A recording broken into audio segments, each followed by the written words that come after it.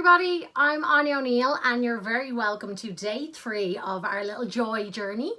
This is a mini series to try spark some joy in your life, in the people's lives around you, because that's what life is all about, of course. We want to put out what we want back. Day 3 is one of my favorite days, and the reason being because this particular activity actually changed my career for me. But what a lot of people don't know about me is that I actually used to be a hairdresser. So back in the day, was a hairdresser, loved it, thought it was great.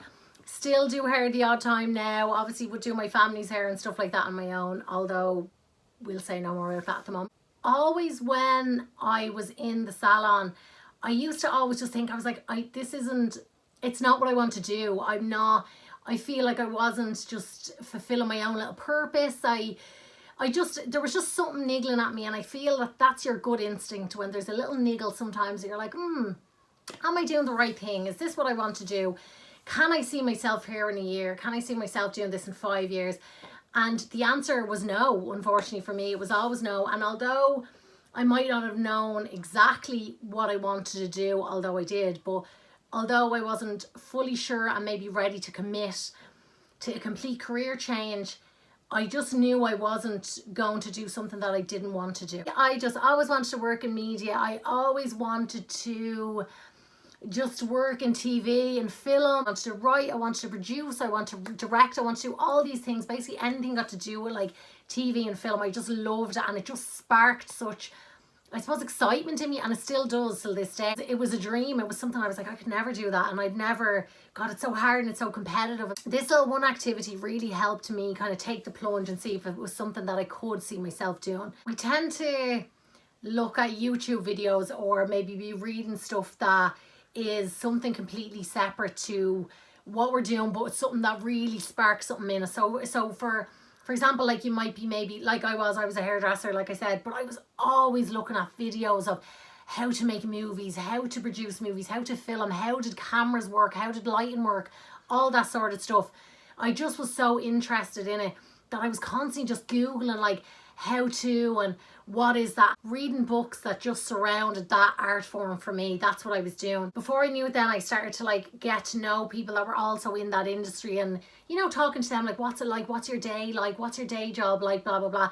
So then took the plunge and I started doing like little evening courses. So I'm still doing my hairdressing, but I was like, oh, it's just a little hobby. And I remember people used to be like, oh well, why would you be doing that hobby, or why are you doing that writing class, or why are you doing that, like I remember I joined a camera course before, don't even know what it was, I think it was just like basics in camera. It went from just like something that I used to do in my spare time, like looking at other people doing it, to being like, okay, I'm just gonna do this as like a hobby now. So I think it was every Tuesday and Thursday I used to go and I used to do this little camera and photography course, and it was great and it was so exciting. So that then opened more doors then for me to meet people that were doing the same. You're sharing an equal kind of love and interest with these other people. So before you know, then they become people that you're kind of hanging around with. It just opened a new world for me. And then eventually I was like, I'm going back to college. I got the guts. I was like, I don't care, I'm going back to college. Now this was obviously like a couple of months and a couple of years in the making for me to finally take the plunge.